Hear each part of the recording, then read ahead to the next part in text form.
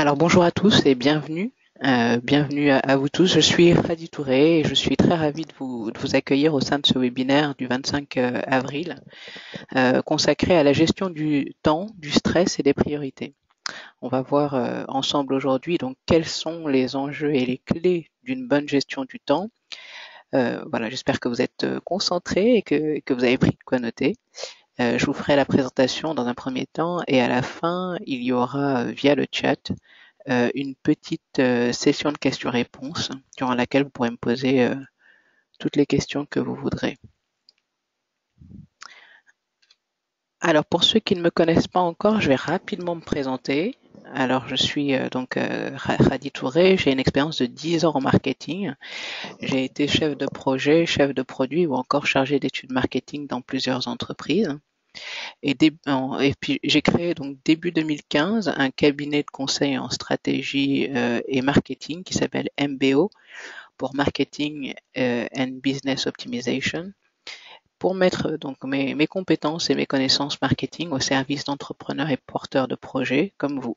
Et j'ai vraiment beaucoup de plaisir à apporter ma contribution donc pour le développement et le suivi de projets éthiques portés par des personnes talentueuses et pleines de bonne volonté. En parallèle, donc, je suis formatrice et animatrice en marketing auprès de différents réseaux d'entrepreneurs. Alors, quels sont les objectifs de ce webinaire? Donc, ce webinaire, il a pour objectif donc de vous sensibiliser à l'importance de la bonne gestion de son temps et les impacts d'une mauvaise maîtrise de celui-ci. Ce webinaire a également pour objectif de vous permettre d'acquérir des techniques de priorisation et de gestion de votre temps.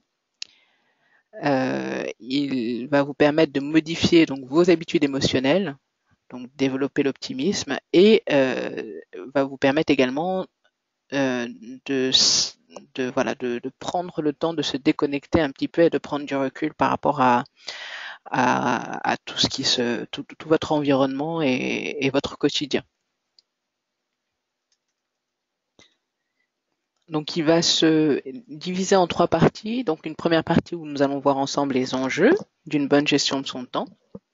Une deuxième partie où nous allons définir des techniques et des astuces pour bien gérer votre temps. Et une troisième partie où nous allons apprendre ensemble comment modifier donc nos habitudes émotionnelles pour rester positif et pour également mieux maîtriser son quotidien.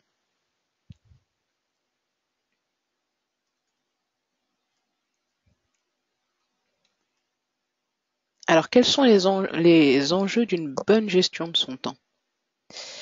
Qu'est-ce que ça va m'apporter concrètement de mieux gérer mon temps? Donc, une bonne gestion de votre temps va vous permettre de gagner en efficacité et en productivité. Donc, pour beaucoup, la gestion du temps ne servirait qu'à être plus performant en entreprise, alors que la gestion de son temps et son optimisation ne sont pas simplement un objectif d'ordre professionnel, c'est aussi un objectif d'ordre familial et d'épanouissement pour ses loisirs.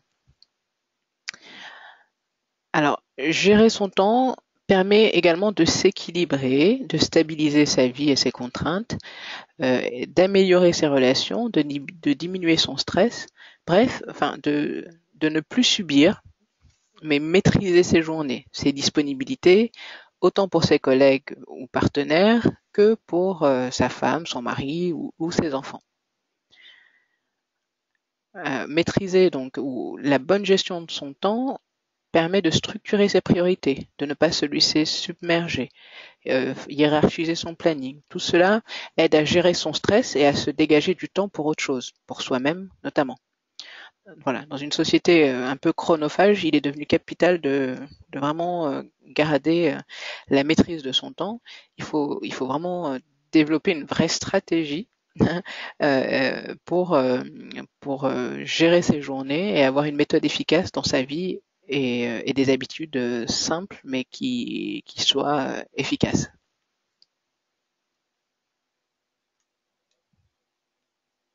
On va voir ensemble maintenant quels sont les prérequis, le point de départ avant de se lancer dans une nouvelle gestion de son temps, dans une nouvelle gestion de sa vie. Premièrement, vous devez faire de la gestion de votre temps une priorité absolue. Vraiment une priorité absolue. La gestion du temps a essentiellement pour but donc d'aider à réaliser ses objectifs dans la vie. En d'autres termes, on gère efficacement son temps lorsqu'on l'occupe à réaliser les objectifs qui nous tiennent à cœur. Nous le verrons ensemble juste après. Donc, prenez quelques instants là à la fin de ce webinaire ou dans les jours qui suivent pour établir quelles sont vos priorités dans la vie, la priorité de vos tâches quotidiennes. Le meilleur temps pour le faire, voilà, c'est le matin ou avant de quitter le bureau. Utilisez le créneau qui vous convient le mieux et pour faire un bilan donc à chaque fois de vos journées, de votre semaine et planifier la semaine qui arrive. On le reverra, on reviendra là-dessus un petit peu après. Deuxièmement, gardez l'objectif bien-être en tête. Voilà, faut toujours se dire, j'organise mon temps pour toujours être au top de mon bien-être. Voilà, il est facile de suivre des routines familières. Une fois qu'une réunion ordinaire est fixée, il est facile de la suivre ou d'être toujours là présente ou en tout cas de s'y tenir. Mais les choses et les personnes changent. Vous changez.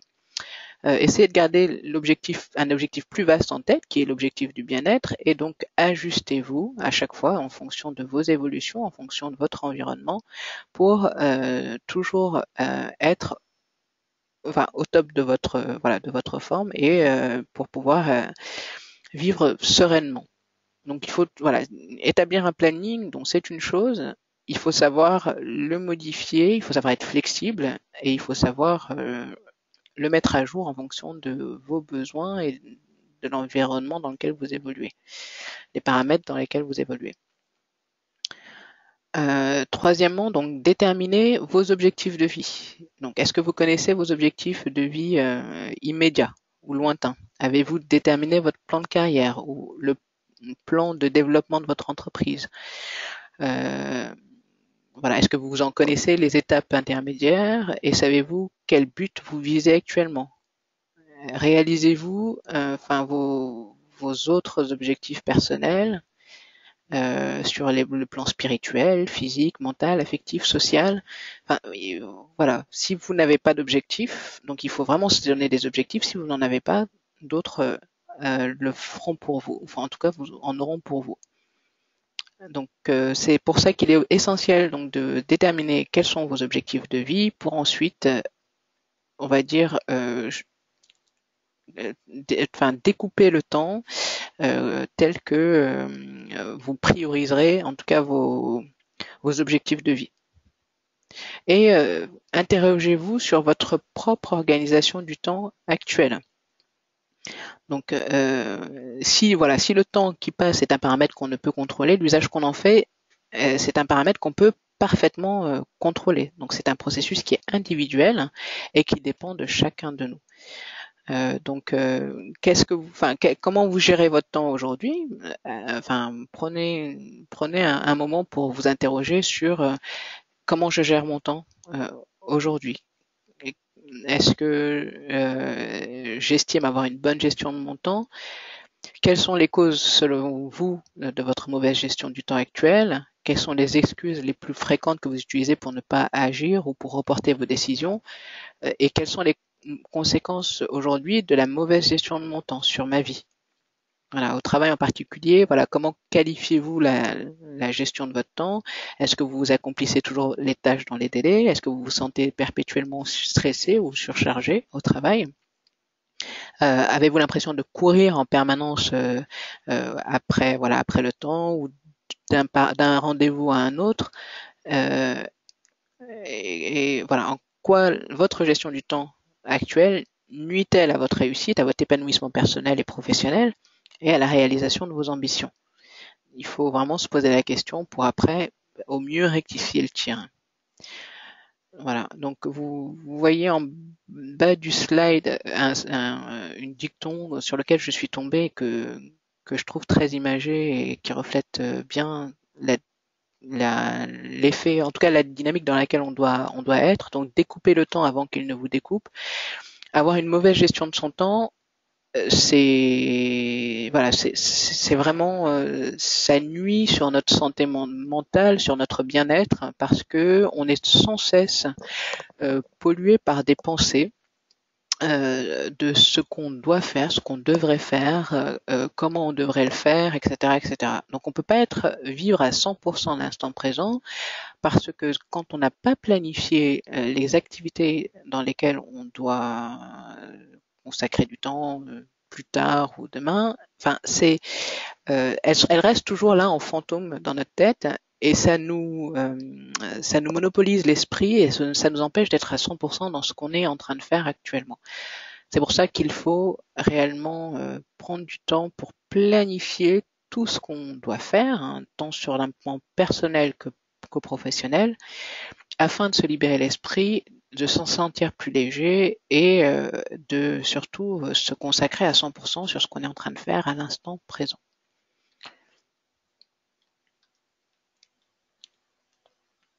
Alors, les outils qui vont vous être utiles hein, pour cette gestion du temps. Donc, il faut absolument que vous ayez bien entendu un agenda, un calendrier et une to-do list, donc un carnet quelconque sur lequel vous noterez au jour le jour toutes les actions et que vous devriez mener. Donc ces trois outils vous permettront de mettre en place un planning et un emploi du temps hebdomadaire ou mensuel, voilà, que vous devrez tenir. Alors, comment établir un planning hebdomadaire? Donc, pour cela, donc vous devez décider de ce que vous voulez demander à votre serviteur temps, j'ai envie de dire. Donc, faites la liste des activités auxquelles vous voulez consacrer du temps, les activités qui sont utiles à votre bien-être et qui vous aideront à atteindre vos objectifs de vie. Donc, ça peut être, voilà, prier, travailler, rencontrer un ami, organiser un événement, faire du sport, lire, etc. Et les programmer à l'avance. Donc, il y a très peu de place à l'improvisation. Cette planification a un gros avantage. Une fois l'activité programmée dans le temps, vous pouvez penser à autre chose. Donc c'est prévu, écrit, donc vous serez moins inquiet, moins stressé. Et si vous n'arrivez pas à tenir votre planning, n'hésitez pas à le modifier légèrement. Comme je vous le disais tout à l'heure, il faut quand même rester flexible. Il y a des fois des imprévus. Il faut vous donner de la liberté. Et, enfin, il faut peut-être prévoir des choses, enfin, moins de choses. Vous ajusterez. Je pense qu'avant de trouver un réel équilibre, il va falloir un petit peu, enfin, un bon mois, voire 2 mois, pour réaliser par exemple que vous avez besoin de plus de sommeil ou de temps de travail personnel. Pilotez votre temps en fonction de vos vrais besoins et en fonction de votre horloge biologique. Certains sont du matin, d'autres sont du soir. Donc, réservez par exemple des activités qui demandent, si vous êtes du matin, réservez des activités qui demandent des activités intellectuelles, on va dire, le matin. D'autres sont plus du soir. Donc, il faut vraiment s'ajuster en fonction de son horloge biologique. Et attention, très important, réservez-vous du temps pour vous. C'est très important. Hein, on a besoin de temps pour un peu se retrouver, pour penser à autre chose, pour s'occuper de nous, tout simplement. Donc, il est très important de vous réserver du temps. Donc, dans votre planning, il y aura des zones blanches où, tout simplement vous serez avec vous-même hein, et vous passerez du temps avec vous. Donc, c'est très important. Donc, d'un point de vue professionnel, on fera l'usage d'un rétro-planning. Donc ça, voilà, je ne sais pas si vous en faites usage au quotidien. Moi, personnellement, en tout cas, en étant chef de projet, c'est quelque chose que j'utilisais tout le temps. Donc, quand j'avais un projet à réaliser, disons que je partais de la date de livraison ou la date de mise en place du projet et je revenais en arrière sur le mois ou les mois qui précèdent le lancement pour planifier, on va dire, toutes les actions nécessaires à son bon lancement en tenant en compte notamment des jalons, enfin ou en tout cas de l'interdépendance de certaines actions sur les autres. Donc c'est très simple, hein, ça peut être fait sur un tableau Excel. Mais il est important, on va dire, dans un cadre professionnel, en tout cas, d'utiliser le rétroplanning pour avoir une visibilité sur sur le sur les jalons, en tout cas les les moments clés ou les actions clés de votre projet pour qu'elles puissent être mises en place. Donc vous partez de la date de lancement. Donc aujourd'hui nous sommes par exemple le 25 avril. J'ai un projet qui doit être lancé fin juin.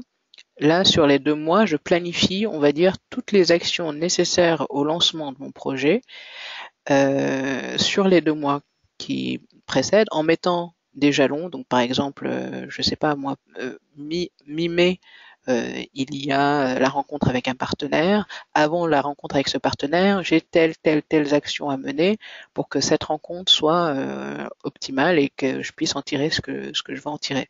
Voilà, donc c'est comme ça qu'il faut raisonner. Et surtout l'interdépendance des actions. Une personne, par exemple, qui doit vous livrer telle ou telle chose, elle doit le faire avant telle date pour que vous puissiez enchaîner sur vos autres actions correctement. Voilà, donc c'est comme ça qu'il faut un peu raisonner d'un point de vue professionnel. Je vais vous donner maintenant les clés d'une bonne gestion du temps. Donc les clés, c'est-à-dire voilà, qu'est-ce que vous devrez toujours avoir un peu en ligne de mire pour pouvoir gérer votre temps comme il faut.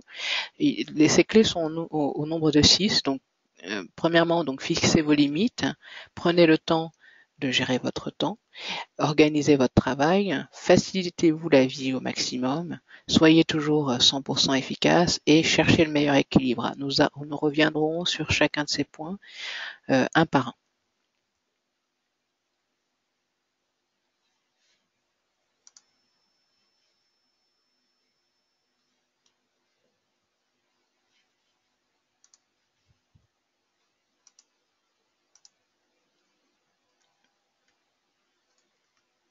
Alors, fixez vos limites.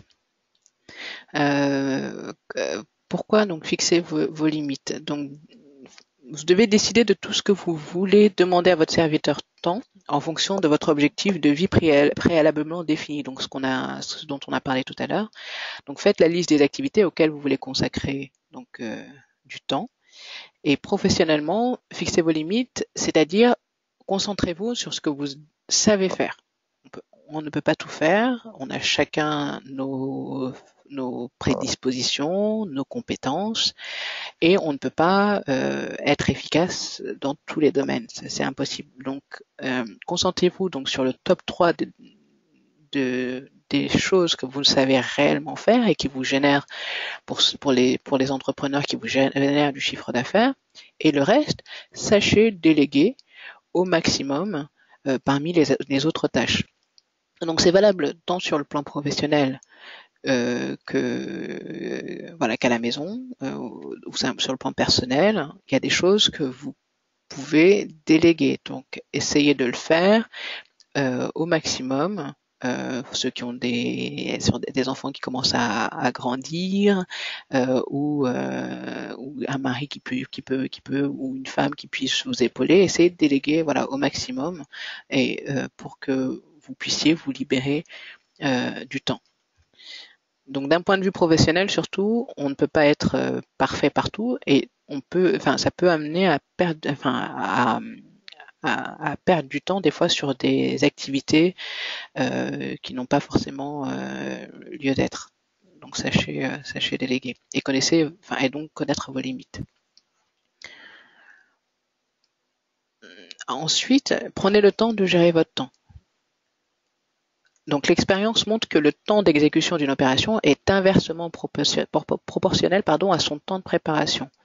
C'est-à-dire que plus je prendrai du temps à préparer l'exécution d'une tâche, plus je l'exécuterai de manière rapide et efficace. Donc ça veut dire donc la préparer, donc c'est-à-dire la planifier notamment et faciliter son exécution. Voilà. Donc pour être efficace, planifiez toujours vos activités au maximum. Comme je le mets dans le slide, donc cette anticipation vous permettra d'être présent au moment où il faut l'être pour tout ce qui viendra à vous de manière imprévue. Donc concrètement, planifiez au maximum tout ce qui peut l'être, tant d'un point de vue personnel que professionnel, et organisez votre agenda sous forme de semainier. C'est-à-dire que chaque fin de semaine, donc chaque fin de journée, essayez de voir donc ce qu'on a. On dresse une to-do list, on va dire la veille au soir, des activités qu'on a faites, de celles qui restent à faire, et on s'interroge donc le matin sur ce qu'on peut faire. Donc vous barrez au fur et à mesure les actions que vous avez faites, et le soir, donc les activités restantes, vous les reportez au lendemain si c'est possible, ou à la semaine d'après. Donc il faut vraiment faire un bilan fin de journée, ce qui est fait, ce qui reste à faire, fin de semaine, ce que j'ai fait, ce qui reste à faire, pour pouvoir avancer correctement.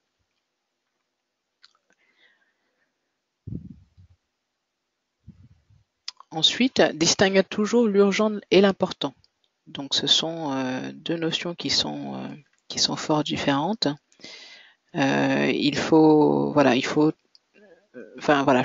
Chaque nouveau travail à réaliser demande toujours, voilà, est-ce que c'est urgent à réaliser? Est-ce que je dois le faire tout de suite? Est-ce que ça va venir cannibaliser du temps pour les autres activités de mon planning? Est-ce que c'est important? Est-ce que je peux le déléguer? Et combien de temps je dois y consacrer? Hein? Donc ça, c'est très important. Donc, comme je vous le disais tout à l'heure, passez 10% de votre temps à organiser les 90 autres pourcents. Donc, c'est un principe qui est évident, mais souvent bafoué. Donc, consacrer un peu de temps au temps et ça en fait gagner énormément.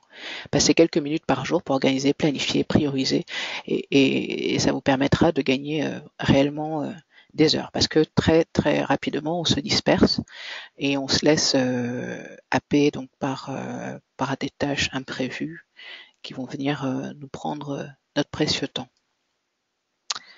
Ensuite, organisez votre travail. Donc de manière naturelle, comme je viens de vous le dire, on s'éparpille. Vraiment, on a des appels par-ci, des alertes mails par-là. Donc pour éviter cela, vous devez vous organiser au maximum. Donc vous devez identifier les périodes de la journée au cours desquelles vous êtes le plus productif. Réservez ces périodes pour des travaux les plus difficiles et qui demandent de l'attention. Ensuite, vous allez déterminer des périodes fixes pour traiter courrier et mail, donc par exemple le matin ou le soir en arrivant, enfin le matin en arrivant ou le soir, enfin voilà, c'est vous qui allez déterminer une plage horaire pendant laquelle vous allez traiter vos mails. Inutile, à chaque fois qu'un mail arrive, de l'ouvrir, de regarder ou de le traiter immédiatement. Vous pouvez très bien déterminer 2 plages horaires dans la journée, juste avant la pause déjeuner et le soir pour lire tous vos mails et savoir voilà comment les traiter. Donc est-ce que je l'archive, est-ce que je le traite demain, etc., etc. Peu importe qu'ils soient importants ou non, enfin traitez-les de manière méthodique, les uns après les autres, mais ne les touchez qu'une fois. Enfin, c'est pas la peine de revenir, comme je vous le disais dessus, je vous le disais tout à l'heure, de revenir là-dessus. Voilà, à chaque fois que vous avez une alerte mail, de l'ouvrir et de le traiter immédiatement. Pour éviter toute distraction inutile, donc supprimez l'alarme visuelle ou sonore de votre messagerie. Ensuite, vous allez également fixer des périodes fixes pour les petits travaux particuliers que vous regroupez. Par exemple, téléphoner à tant de contacts, réaliser telle ou telle tâche qui sont disparates. Et pour ça, vous allez déterminer une plage dans la journée où vous allez faire ce genre d'activité. Ça va vous libérer l'esprit et ça va vous permettre d'avoir de grandes plages de concentration pour les tâches un peu plus lourdes. Hein, si vous êtes sur un dossier critique ou autre, le fait que vous ayez déterminé une plage horaire durant laquelle vous allez faire vos petites activités disparates, appeler telle personne, etc., ça va vous permettre d'être à 100% concentré sur votre dossier critique et parce que vous saurez que de telle heure à telle heure, de toute manière, vous appellerez telle personne ou traiterez tel mail. Mais voilà, il faut le planifier pour pouvoir vous libérer l'esprit à d'autres choses. Ensuite, donc comme je vous le disais, donc définissez des périodes de concentration totale, donc sans interruption, pas de téléphone, euh, ni de visite. Et en cas d'interruption, vous posez directement les limites à votre interlocuteur. Si vous avez un appel que vous recevez, par exemple, vous choisissez de le décrocher ou non le téléphone, et si vous choisissez de le décrocher, vous pouvez, dès le début de la conversation, dire, écoutez, enfin, à votre interlocuteur, écoute, enfin, je suis sur quelque chose d'important, j'ai 5 minutes ou 10 minutes à te consacrer, mais pas plus, donc on va aller droit à l'essentiel, et puis on se rappellera à un autre moment si ça te convient. Ensuite, donc sachez dire non quand cela vous pose problème, expliquez fermement et diplomatiquement la raison de votre refus. Donc voilà, quand cela vous pose problème, vous pouvez voilà expliquer le pourquoi de votre non, mais il faut savoir dire non. Il faut savoir des fois ne pas vouloir systématiquement éteindre les incendies des autres. Ensuite, concentrer les discussions informelles entre collègues ou entre partenaires ou autres pendant les pauses. Donc, c'est-à-dire que c'est vite venu, voilà, d'être avec son partenaire, son collègue ou autre, et de partir dans une discussion sur les enfants, les voyages ou autres, et ça va venir juste vous faire perdre du temps et vous enlever votre concentration et votre efficacité sur le travail ou la tâche que vous êtes en train d'effectuer. Donc voilà, enfin c'est toujours plaisant effectivement, mais il faut, si possible, concentrer vos discussions informelles durant des moments de pause que vous avez volontairement planifiés. Ensuite, quatrième clé pour une bonne gestion de son temps, donc c'est de vous faciliter la vie au maximum. Donc simplifier, automatiser, rationaliser et dégraisser au maximum. Donc vous devez pour cela donc rédiger vos procédures les plus importantes et tenez voilà, les procédures les plus importantes, les plus courantes et celles que vous utilisez au quotidien, vous allez les rédiger sur des papiers, enfin sur un papier que vous aurez toujours à portée de main ou que vous collerez sur un endroit de votre bureau, euh, qui va vous permettre de gagner en efficacité parce que vous l'aurez à portée de main et que vous n'aurez pas besoin de chercher à chaque fois, voilà, qu'est-ce que je dois faire, comment je dois le faire, etc. Donc les procédures que vous faites de manière régulière, rédigez-les et gardez-les à portée de main. Ensuite, dotez-vous d'un agenda qui vous convient. Certaines personnes préfèrent des agendas en ligne, d'autres des agendas papier. Peu importe ce que vous allez utiliser, mais utilisez un agenda qui vous convient. Ensuite, n'utilisez qu'un seul et même agenda pour le privé et le professionnel. Il faut essayer de mutualiser les deux. Si vous avez un rendez-vous médical ou autre, essayez de faire en sorte, voilà, même si c'est des couleurs différentes, vous les surlignez de manière différente, mais que tout soit sur un seul et même agenda pour avoir une meilleure visibilité sur vos journées et sur votre semaine. Ensuite, soulagez votre mémoire en ayant une espèce de cahier de bord toujours à portée de main où vous notez, par exemple, vous êtes en train de travailler sur quelque chose et là, pof, une idée vous vient. Ayez ce cahier de bord là à côté de vous, comme ça vous notez dessus, vous mettez la date du jour, vous notez dessus, j'ai eu telle idée pour la résolution de tel problème sur un autre dossier ou autre, vous le notez dessus, ça va vous soulager votre mémoire et ça va vous permettre d'oublier certaines choses. Donc vous avez ce cahier de bord, vous notez dessus toutes les idées qui peuvent vous venir en tête, enfin tout ce qui peut venir en tête, vous les notez dessus, ou un rendez-vous que vous devez prendre chez le pédiatre ou chez tel ou tel partenaire, vous le notez, et à la fin de la journée, vous reprenez ce cahier de bord, vous essayez de planifier ce qui doit être planifié, ou sinon ce qui doit rester en suspens, vous le laissez en suspens, mais en tout cas c'est écrit, donc votre mémoire est soulagée, vous êtes un peu plus libre d'esprit. Et tout cela, bien entendu, dans un espace de travail rangé et organisé. Donc vous devez disposer votre espace de travail en vue d'une plus grande efficacité. Votre environnement, il faut savoir que votre environnement reflète un peu votre personnalité ou en tout cas votre état d'esprit. Le désordre est révélateur de la façon dont vous appréhendez votre travail et votre vie. Voilà, il peut refléter, parce que certains parlent des fois de désordre organisé, mais il peut refléter souvent peut-être un désordre dans votre esprit. Et vous allez voir, bon, pour ceux qui vont prendre la résolution de le faire, ou enfin voilà qui trouvent nécessaire en tout cas de le faire, vous allez voir à quel point un bureau organisé soulage déjà votre esprit, vous rend beaucoup plus disponible sur ce que vous êtes en train de faire et vous apaise vraiment. D'avoir un bureau organisé, c'est déjà un bon départ.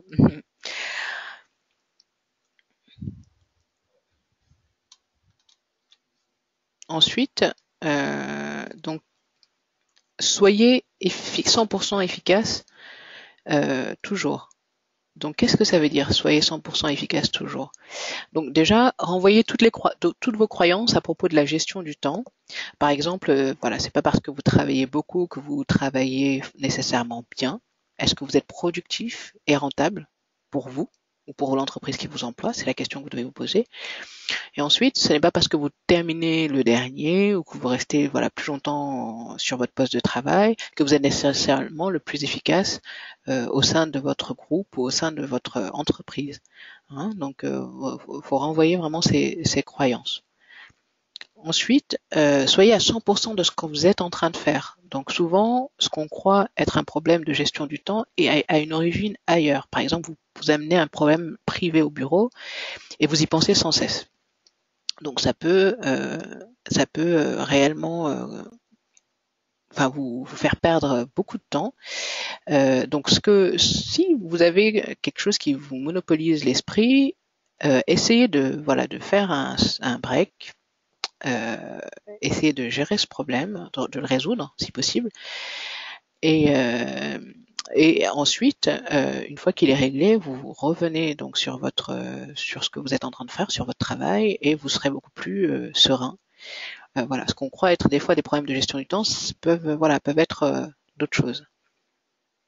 Des fois aussi, mettre le souci par écrit peut être un excellent remède, même si vous le résolvez pas tout de suite. Vous le mettez par écrit, vous prenez le temps le soir ou autre de le résoudre ou d'en parler, et ça vous libérera l'esprit. Ensuite, allez à l'essentiel et cherchez toujours dans chaque tâche à distinguer l'important du détail. Voilà, ayez une notion précise de ce que vaut une heure de votre temps. Fixez-vous constamment des objectifs voilà, c'est vraiment important. Ensuite, vous devez évaluer régulièrement vos résultats, réajuster vos plans et votre stratégie. Donc, est-ce que je suis plus efficace depuis que j'ai pris mes résolutions? Quel impact ça a sur ma vie quotidienne, sur mon bien-être au quotidien? Ensuite, ce qui peut paraître ne pas influer sur la gestion du temps, mais qui est aussi important, c'est d'entretenir une forme physique et prenez soin de votre santé. Donc réellement, si vous pouvez faire une activité sportive, faites-le. Ça va. Voilà, il est démontré que la fatigue, le stress et la maladie sont incompatibles avec une prise de décision efficace. Donc il faut avoir une alimentation saine, équilibrée, un bon sommeil, la pratique régulière d'une activité physique. Ça va augmenter donc vos capacités intellectuelles et ça va vous permettre de faire de meilleurs choix. Ensuite, vous devez faire des breaks dans la journée et dans l'année. C'est important de s'accorder régulièrement du temps pour soi. C'est pas perdre du temps, bien au contraire. Ça va vous redynamiser et vous rendre plus créatif pour les tâches suivantes. Voilà, tant que votre corps et votre esprit ont besoin de plage de décompression pour être de nouveau performants, il faut vraiment prendre le temps de leur en accorder en tout cas. Ensuite, il faut vous récompenser. Vous autorisez des moments de détente, de délassement, de plaisir, plusieurs fois par jour, enfin, ou plusieurs fois par semaine. Enfin, voilà, il faut vraiment se donner du temps, s'asseoir avec voilà une nourriture voilà qu'on apprécie et s'accorder un petit peu de temps pour se relaxer. C'est important. Ensuite, vivez sans adrénaline, dans le sens où partez 10 minutes à l'avance pour chaque rendez-vous, arrivez toujours à l'heure à vos rendez-vous et arrêtez de croire que vous êtes plus efficace sous pression. Personnellement, c'est ce que je pensais, notamment le fait d'être efficace sous pression. Je travaillais mieux sous la pression, alors que finalement, pas du tout. C'est une croyance. On peut être tout aussi efficace en prenant du temps, enfin en tout cas en réalisant en amont les tâches qu'on doit réaliser, en les faisant en amont. Exactement. Ensuite, donc dernière clé que l'on va avoir ensemble, donc il faut chercher le meilleur équilibre. Donc la plus grande difficulté que nous rencontrons dans notre gestion du temps est de concilier donc avantageusement les différents domaines de notre vie, donc famille, couple, religion, travail, relations sociales, développement personnel, etc.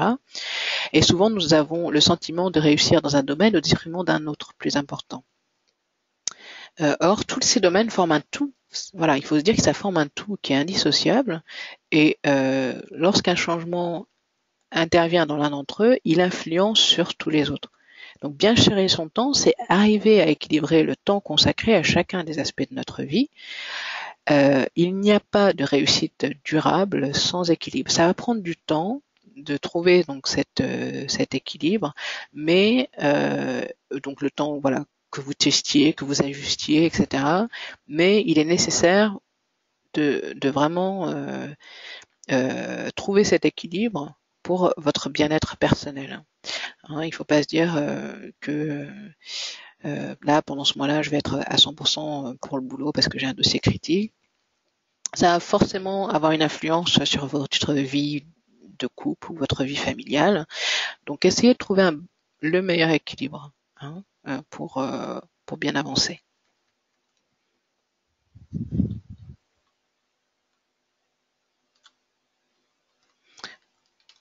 Alors, ce que je vais vous proposer maintenant, donc, c'est pour avant la mise en œuvre de vos nouvelles résolutions, c'est de remettre donc les compteurs à zéro, tout simplement. Ça veut dire quoi Ça veut dire vous allez mettre en place une nouvelle organisation de manière progressive et à des intervalles réguliers pour en retirer les effets bénéfiques à tous les niveaux. Faites-le de manière progressive. Ne vous dites pas bon tiens demain ça y est je mets ça en place. Il faut que ce soit voilà progressif. Vous allez laisser ça s'installer sur un mois, petit à petit.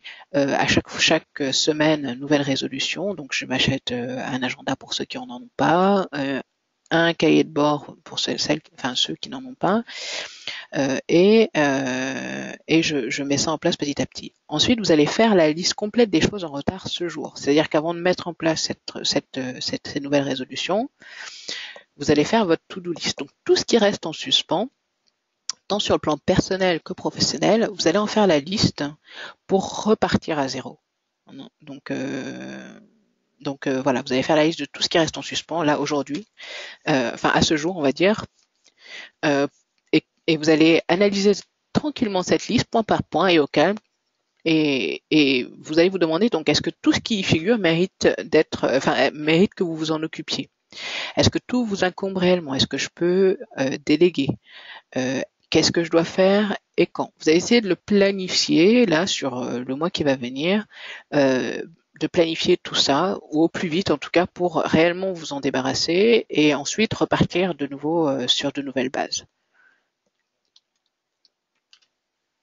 Ensuite, vous allez prendre le temps nécessaire pour passer, donc, comme je vous disais, en revue donc tous ces points et les solutionner les uns après les autres selon la logique. Donc j'agis immédiatement, je jette, je clash, je délègue. Ensuite, ce que je vous préconise donc avant la mise en place également de cette nouvelle organisation, c'est de ranger et de réorganiser votre espace de travail. Jetez ce qui est inutile. Donc faites le même rangement dans votre ordinateur. Donc vous allez avoir des dossiers de classement et ces mêmes dossiers de classement avec leur nom, ils vont se retrouver dans votre ordinateur.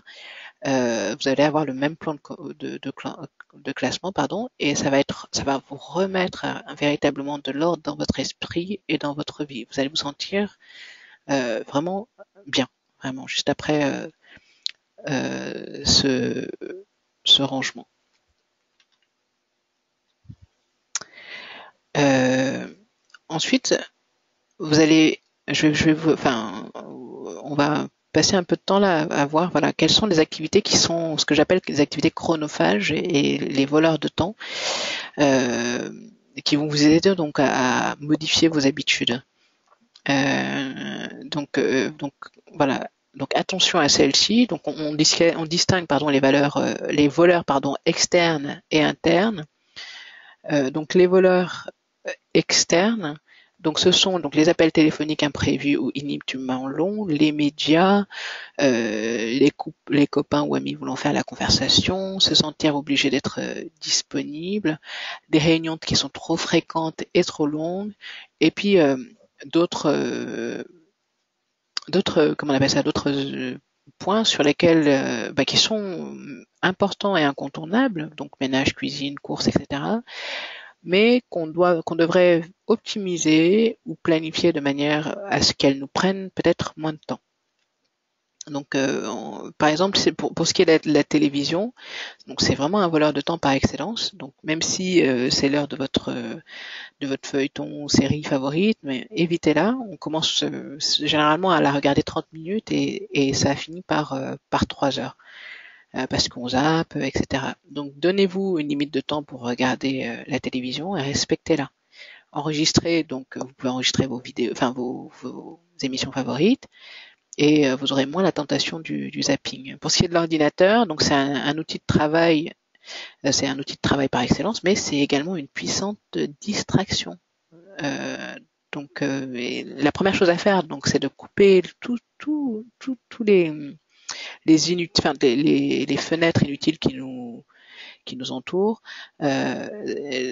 Facebook ou autres. Il faut essayer de les fermer parce que c'est des, comment on appelle ça, il y a des notifications qui vont forcément nous attirer et on va finalement passer du temps là-dessus, notamment sur Facebook, parce qu'après on va voir un post en bas là qui va nous intéresser et qui va ouvrir d'autres vidéos, etc., etc. Donc on va perdre du temps là-dessus.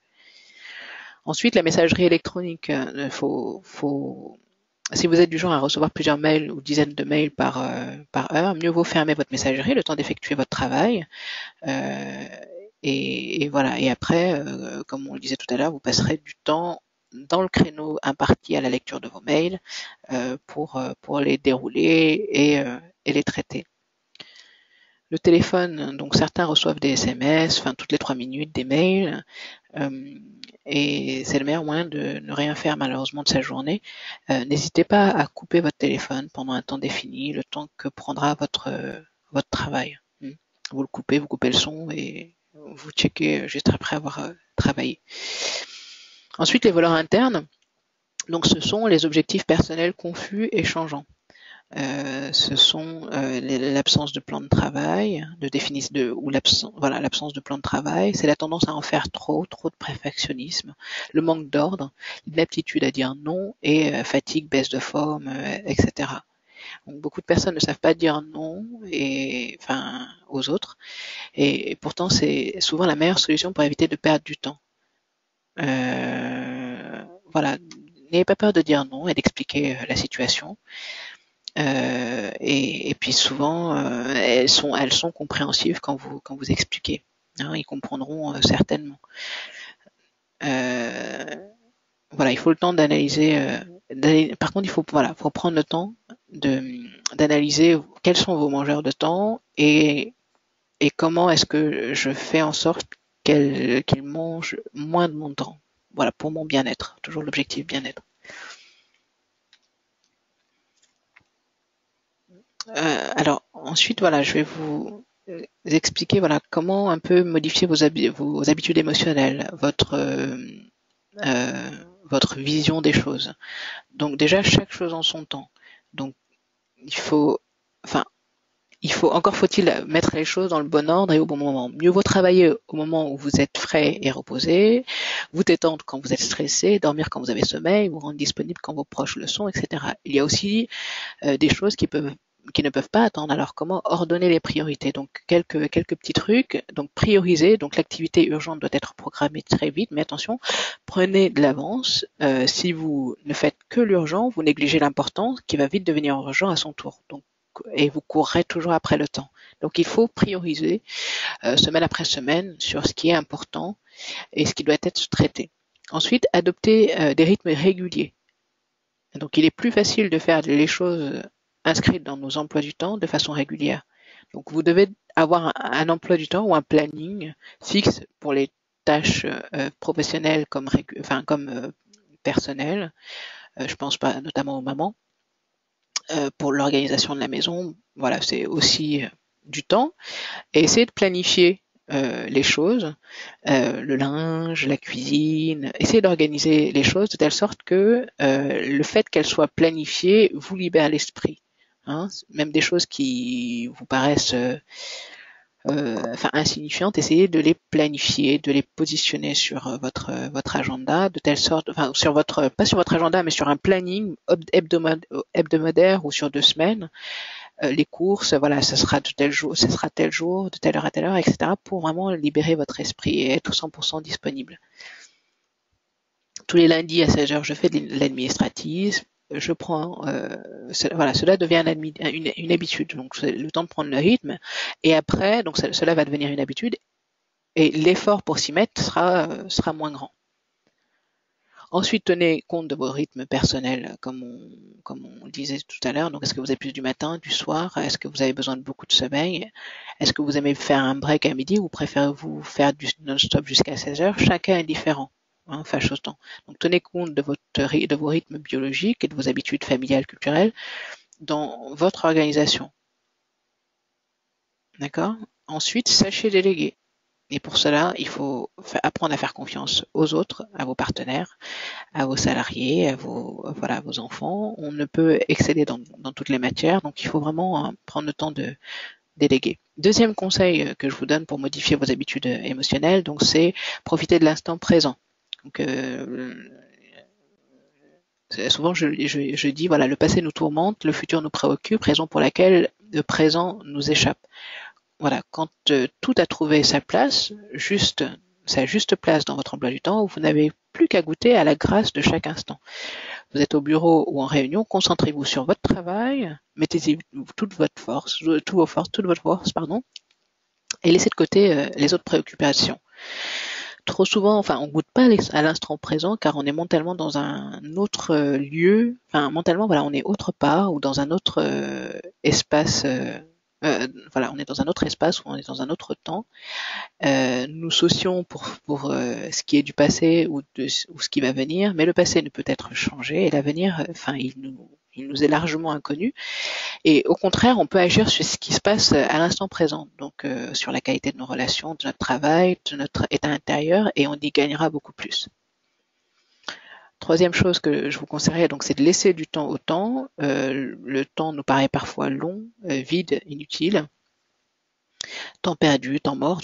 On voudrait souvent que les choses aillent plus vite, mais voilà, on veut tout de suite.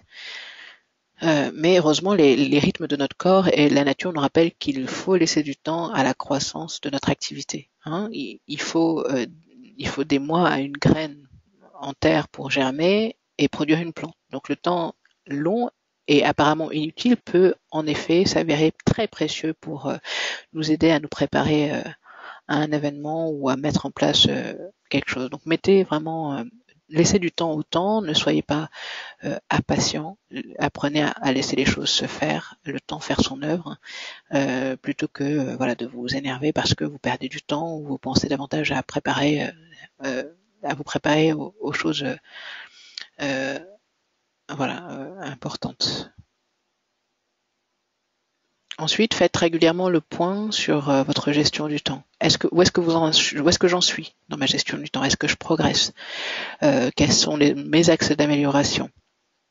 il faut voilà vous poser de temps en temps, enfin une fois par mois, et vous faites le bilan sur votre gestion du temps et vous essayez ensuite de l'ajuster, de l'améliorer au mieux. Voilà, je vous remercie de m'avoir écouté. Restez connectés, hein. Il y a un chat qui suivra juste après pour les personnes qui auraient des remarques ou des questions.